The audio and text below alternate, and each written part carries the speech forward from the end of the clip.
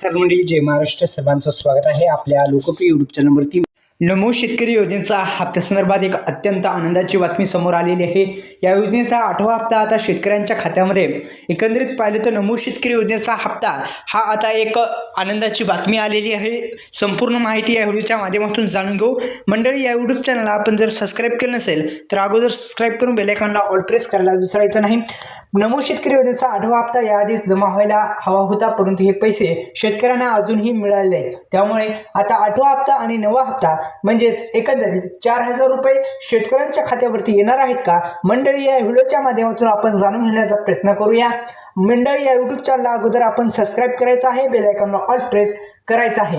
एक आनंदाची बातमी अशी आहे की आता शेतकऱ्यांना नमो शेतकरी योजनेचे दोन्ही हप्ते म्हणजेच 8वा आणि 9वा हप्ता एकत्रित येणार आहे का, असा प्रश्न उपस्थित करण्यात आलेला आहे। या संदर्भात आपण माहिती पाहत असताना या यूट्यूब चॅनलला आपण सबस्क्राइब केलं नसेल तर आपण फक्त सबस्क्राइब करून बेल आयकॉनला ऑल प्रेस करायचं आहे। हप्ता एकत्रित येणार आहे का, असाही प्रश्न उपस्थित केला जात आहे।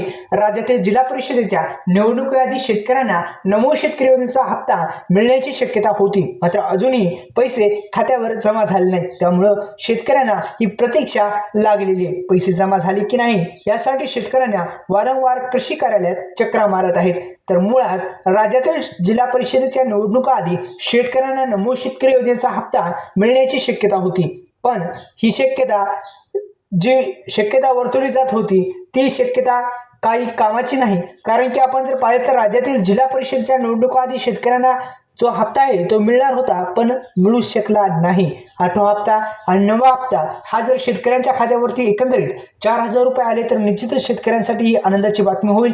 आणि तर हे 4000 रुपये शेतकऱ्यांच्याच खात्यावरती आता जमा व्हायला पाहिजे। एकंदरीत महत्त्वाचा असा अपडेट होतं। व्हिडिओला लाईक करा, चॅनलला सबस्क्राइब केलं असेल ते पण करा।